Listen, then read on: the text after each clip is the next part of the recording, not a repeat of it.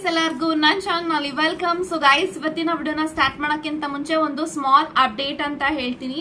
So ಯಾರಿಗೆಲ್ಲ personal ರೀಡಿಂಗ್ಗೋಸ್ಕರ contact ಮಾಡಬೇಕು ಅಂತ ಇಂಟ್ರೆಸ್ಟ್ ಇದೆ, ಖಂಡಿತವಾಗ್ಲೂ 333 ರೂಪೀಸ್ಗೆ ಪರ್ಸನಲ್ ರೀಡಿಂಗ್ ಇರುತ್ತೆ. ಸೊ ಇವತ್ತಿನ ದಿನದಿಂದ 333 ರೂಪೀಸ್ಗೆ ರೀಡಿಂಗ್ ನಾನು ಕೊಡ್ತಾ ಇದ್ದೀನಿ. ಸೊ ಇವನ್ ಈ 333 ರೂಪೀಸ್ನ ಪೇ ಮಾಡಿದ್ರು ಕೂಡ ನಿಮ್ಗೆ ಬ್ರೇಸ್ಲೆಟ್ ಸಿಗತ್ತೆ. So this are original bracelets. Okay, ನಾವ್ ಯಾವ್ದು ಡೂಪ್ಲಿಕೇಟ್ ಅಥವಾ ಯಾವ್ದಾದ್ರು ಫ್ಲಿಪ್ಕಾರ್ಟ್ ಅದರಿಂದೆಲ್ಲ ನಾವ್ ಯಾವ್ದು ಕ್ರಿಸ್ಟಲ್ಸ್ ತರಿಸೋಲ್ಲ. ಸೊ ಓನ್ಲಿ ಈ ತರ ನಾನು ಗುಜರಾತ್ ಇಂದ ನನ್ನ ಒಂದು ಗುರುಗಳಿಂದ ನಾನು ಇದನ್ನ ತರಿಸೋದು. ಸೊ ನಿಮ್ಗೆ ಈ ತರ ಬ್ರೇಸ್ಲೆಟ್ಸ್ ಬೇಕು ಫ್ರೀ ಆಗಿ ಅಂತ ಅಂದ್ರೆ ನೀವು 333 ರೂಪೀಸ್ಗೆ ರೀಡಿಂಗ್ ನ ಬುಕ್ ಮಾಡ್ಕೊಳ್ಳಿ. ಸೊ ರೀಡಿಂಗ್ಸ್ ನ ಬುಕ್ ಮಾಡ್ಕೊಂಡಾಗ ನಿಮ್ಗೆ ಒಂದು ಪರ್ಸನಲೈಸ್ ಕಸ್ಟಮೈಸ್ ಬ್ರೇಸ್ಲೆಟ್ಸ್ ನಿಮ್ಮ ಹೆಸರು ಬಲದಲ್ಲಿ ನಾವು ಕೊಟ್ಟು ಕಳಿಸ್ತೀವಿ. ಓಕೆನಾ, ನಿಮ್ಗೆ ಅರ್ಥ ಆಗಿದೆ ಅನ್ಕೋತೀನಿ. ಸೊ ಇನ್ನ we have 30 to 40 pieces.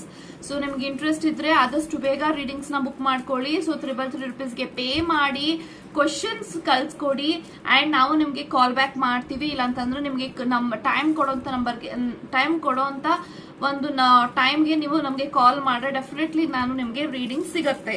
Okay, so ಯಾರೆಲ್ಲ ಇನ್ನೂ ಬ್ರೇಸ್ಲೆಟ್ಸ್ ಬಂದಿಲ್ಲ ಅಂತ ಹೇಳ್ತಾ ಇದ್ದೀರಾ, ಡೆಫಿನೆಟ್ಲಿ ನಾವು ಮತ್ತೊಂದ್ಸತಿ ಶಿಪ್ಪಿಂಗ್ ನ ಮಾಡಕ್ಕೆ ಟ್ರೈ ಮಾಡ್ತಾ ಇದೀವಿ. ಯಾಕೆ ಅಂತ ಅಂದ್ರೆ ದೇರ್ ಆರ್ ಸಮ್ ಯಾಕಂತಂದ್ರೆ 100 to 50 ಒಂದೇ ದಿನದಲ್ಲಿ we have sold 200 to 300 plus courier. ಹಾಗಾಗಿ ಅದಿನ್ನೂ ಟ್ರಾನ್ಸ್ಮಿಷನ್ ಅಲ್ಲಿ ಇದೆ.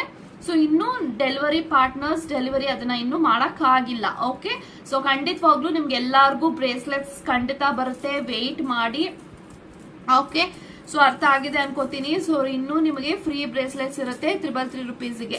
ಓಕೆನಾ, ಸೊ ಇಂಟ್ರೆಸ್ಟ್ ಇದ್ದವರು ಆದಷ್ಟು ಬೇಗ ಬುಕ್ ಮಾಡ್ಕೊಳ್ಳಿ. ನೋಡಿ, ಬ್ಲಾಕ್ ಟರ್ಮಲಿನ್ ಇದೆ. So this bracelets is for evil high.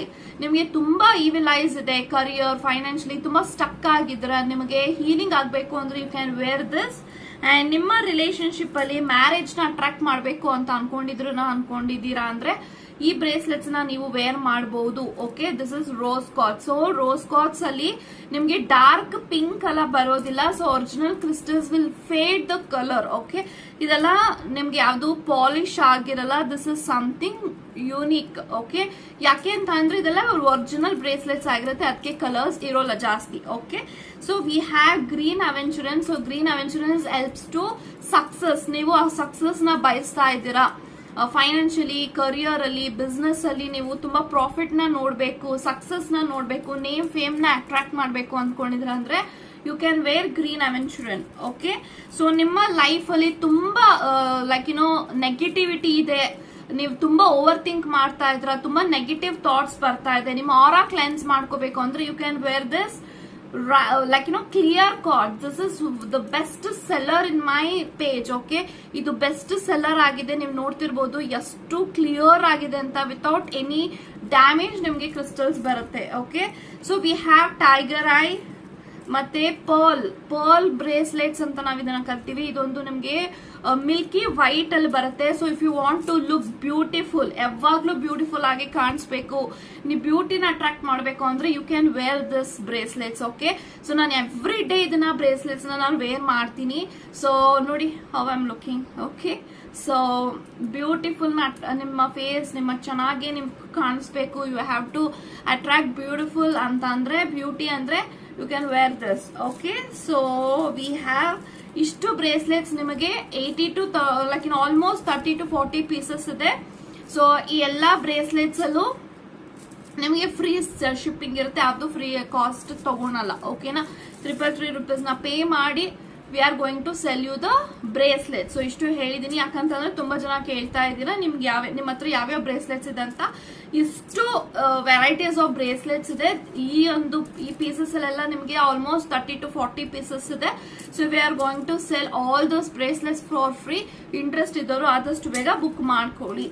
Okay, so now I'm going to wear beauty crystal, so which is I want to manifest the beautiful skin. Okay, so ಇದನ್ನ ನಾನು ಮಾಡ್ತಾ ಇದ್ದೀನಿ. And this is ruled by Moon. Okay, ನಿಮ್ಮ ಬರ್ತ್ chart ಅಲ್ಲಿ Moon ಯಾವಾಗ strong ಆಗಿರ್ತಾರೆ, so ನೀವು ತುಂಬಾ ಬ್ಯೂಟಿಫುಲ್ ಆಗಿ ಕಾಣಿಸ್ತೀರಾ. ಓಕೆ, ಸೊ ಇದನ್ನ ಯೂಸ್ ಮಾಡೋದ್ರಿಂದನೂ ಕೂಡ ನಿಮ್ಗೆ ಮೂನ್ ಎನರ್ಜೀಸ್ ಜಾಸ್ತಿ ಆಗುತ್ತೆ. Okay, so yes guys, so ಇವಾಗ ಈ ಒಂದು ವಿಡಿಯೋ ಯಾರಿಗೆ ರೆಸೊನೇಟ್ ಆಗತ್ತೆ ಅಂದ್ರೆ, ಯಾರೆಲ್ಲ ರಿಲೇಶನ್ಶಿಪ್ ಅಲ್ಲಿ ಆಲ್ರೆಡಿ ತುಂಬಾ ವರ್ಷದಿಂದ ಸಂಬಂಧದಲ್ಲಿದ್ದೀರಾ, ಯಾವಾಗ ನಿಮ್ಮ ವ್ಯಕ್ತಿ ನಿಮ್ಮನ್ನ ಮದ್ವೆ ಆಗ್ತಾರೆ ಅನ್ನೋದು ನಿಮ್ಗೆ ಡೌಟ್ ಇದೆ ಅಂತ ಅಂದ್ರೆ this reading is for you ಅಂತ ನಾನು ಹೇಳ್ತಾ, ಸೊ ಇವಾಗ ವಿಡಿಯೋನ ಸ್ಟಾರ್ಟ್ ಮಾಡೋಣ. Okay, so okay guys, so let's begin.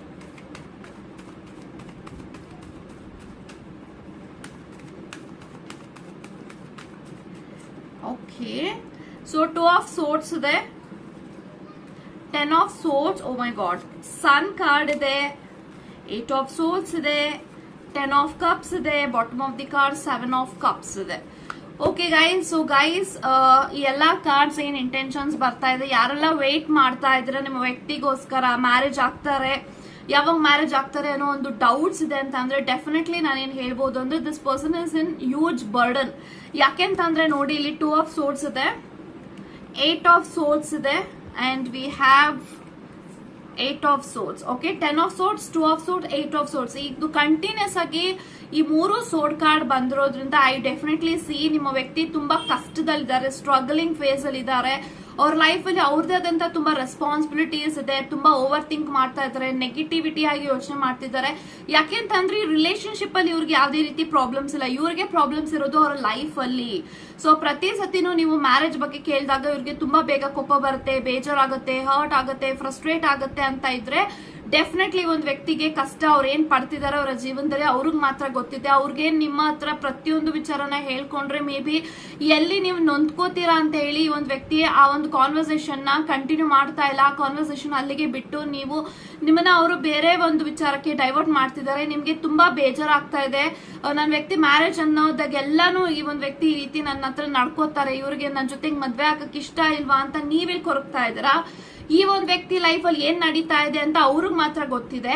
ಅವ್ರು ಇವಾಗ ಯಾವ ತರ ಸ್ಟೆಪ್ ತಗೋಬೇಕು ಇದ್ರೆಲ್ಲ ಸರಿ ಮಾಡ್ಕೊಂಡು ಆದಷ್ಟು ಬೇಗ ಮ್ಯಾರೇಜ್ ಅನ್ನೋದ್ರ ಬಗ್ಗೆ ಇವ್ರು ಯೋಚನೆ ಮಾಡ್ತಿದ್ದಾರೆ.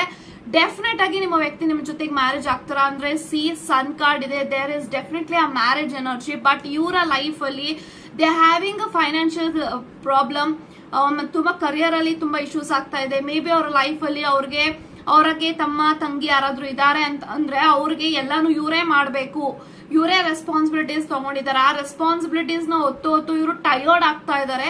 ಮೇ ಬಿ ಇವತ್ತೇನು ಅವ್ರ ಲೈಫ್ ಅಲ್ಲಿ ಅಚೀವ್ ಮಾಡಿದ್ದಾರೆ, it's all about their life. Okay, ಅವರ ಕಷ್ಟಪಟ್ಟು ಶ್ರಮದಿಂದ ಅವ್ರು ಮುಂದೆ ಬಂದಿದ್ದಾರೆ, ಅವ್ರು ಯಾರ ಹೆಲ್ಪ್ನು ತಗೊಂಡಿಲ್ಲ. ಬಟ್ ಈಗಲೂ ಕೂಡ ಅವ್ರ ಲೈಫ್ ಅಲ್ಲಿ ಅವ್ರ ಅಕ್ಕ ತಂಗಿ ಯಾರೇ ಇದ್ರು, ಅವರ ಸಿಬ್ಲಿಂಗ್ಸ್ ಯಾರೇ ಇರ್ಲಿ, ಅವರ ಲೈಫ್ ನ ಸೆಟಲ್ ಮಾಡ್ಬೇಕು ಅಂತ ಯೋಚನೆ ಮಾಡ್ತಿದ್ದಾರೆ. And in the same time ಇವರು ಕೂಡ ಸೆಟಲ್ ಆಗ್ಬೇಕು, ನಿಮ್ಗೂ ಕೂಡ ಚೆನ್ನಾಗಿ ನೋಡ್ಕೋಬೇಕು, ನಿಮ್ಮನ್ನು ಕೂಡ ಸ್ಯಾಟಿಸ್ಫೈ ಮಾಡ್ಬೇಕು ಅನ್ನೋ ಒಂದು ಕೂಡ ಇವ್ರಿಗೆ ಜವಾಬ್ದಾರಿ ಇದೆ.